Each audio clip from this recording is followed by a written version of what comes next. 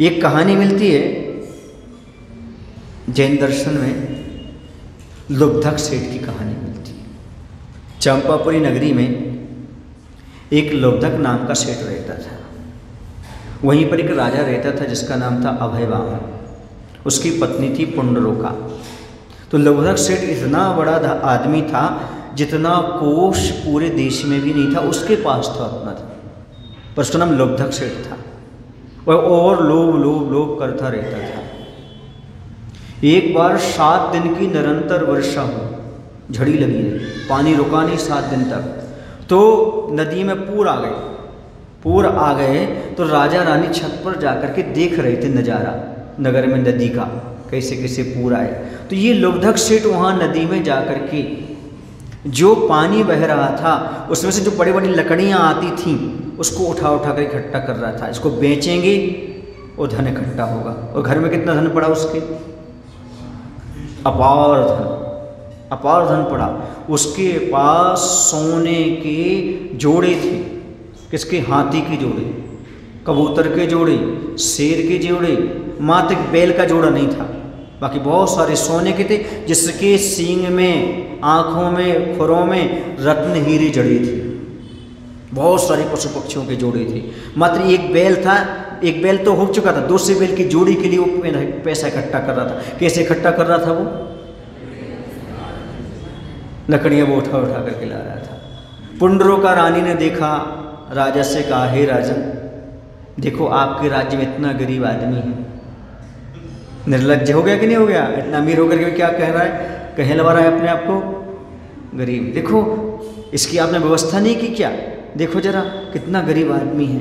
ये अपनी जिंदगी को जोखिम में डाल करके नदी के किनारे लकड़ी पकड़ रहा है। उसमें जानवर, सांप वगैरह भी हो सकते लकड़ी में, ये भी स्वयं भी बह सकता है लकड़ी पकड़ते पकड़ते।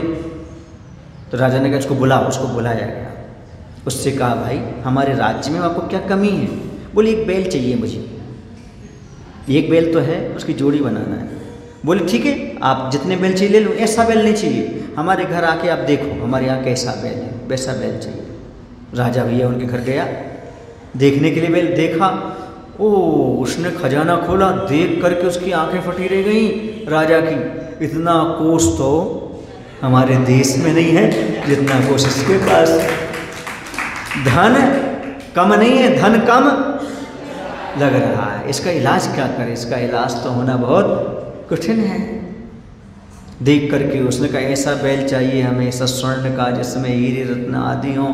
देख करके अब पत्नी ने सोचा, उसकी पत्नी बहुत अच्छी थी, उसका साथ नाग बसु होगा उसकी पत्नी का। वो आई और एक रत्नों का थाल भर करके लेकर के आई। राजा आए हैं, उनको कुछ ना कुछ भेंट दें। अब ये कौन ही नहीं देने वाला। कहाँ तुम रत्नों की थाल दे रहे हो, हम कहाँ लकड़ी बीन ला रहे हो, तुम रत्नों के थाल उठा रहे। पर राजा के सामने कुछ बोल नहीं पाया। पत्नी ने उसके हाथ में दिया, ले। उसके जैसे हाथ में लिया उसके हाथ कांपने लगे कि कैसे दूँ मैं, आज तक दान किया नहीं, कैसे दूँ, जोड़ करके रखा है। और जैसे उसके हाथ कांपे तो उसको ऐसा हाथ दिखाई दिया। किसको? राजा को। तो उसने उसका नाम फनहस्त रख दिया। लुब्धक सेठ का क्या नाम रख दिया? फनहस्त। उसका हाथ फन के सामने रखा गया, जैसे हमें डस रहा हो, काट रहा हो, ऐसा। उसका नाम क्या रखा? फनहस्त नाम रख करके राजा तो चला गया। लेकिन ये अभी एक बैल की जोड़ी के लिए सिन्हल द्वीप चला गया, सिन्हल द्वीप कमाने के लिए। वहाँ से कमा के धन लौट के आ रहा था।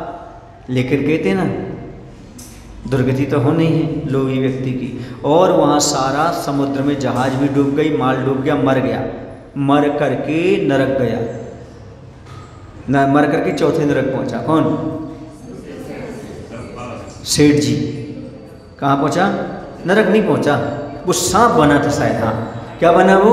पहले हाँ मर करके क्या बना? वो सांप बना। किसकी तिजोरी में? अपनी तिजोरी, अपनी नहीं, धन की तिजोरी में। अपनी तिजोरी क्या?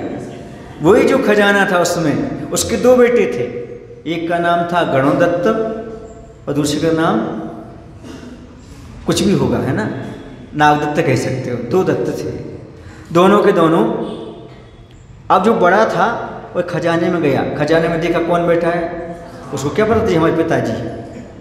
मैं कहता पापा पापा पापा दूध खा लो, दूध पी लो, कुछ खा पी लो। लेकिन उसे पता नहीं था पापा जी हैं। उसने उठाया डंडा और दे दिया, मर गया, मर करके चौथे नरक गया। ये होता है दशा। ऐसी निर्लज्ज, ऐसे नक कटाई हो गई, सारी धन दौलत पड़ी रही, और उसके किस काम की? मर करके कहाँ चला गया? नरक। इसलिए बंधु, जो धन दौलत से ममत्व बना के रखते हैं वो मर करके भुजंग बनते हैं, और जो व्यक्ति धन दौलत को लुटा करके कल्याण करते हैं वो शिव रमणी से रमण करते हैं। इस बात को समझो। इसलिए कभी भी धन दौलत के पीछे हमें नहीं पड़ना चाहिए, बल्कि न्यायपूर्वक ही आजीविका का निर्वाह करना चाहिए। बोले महावीर भगवान की जय। आचार्य विद्यासागर जी महाराज की जय।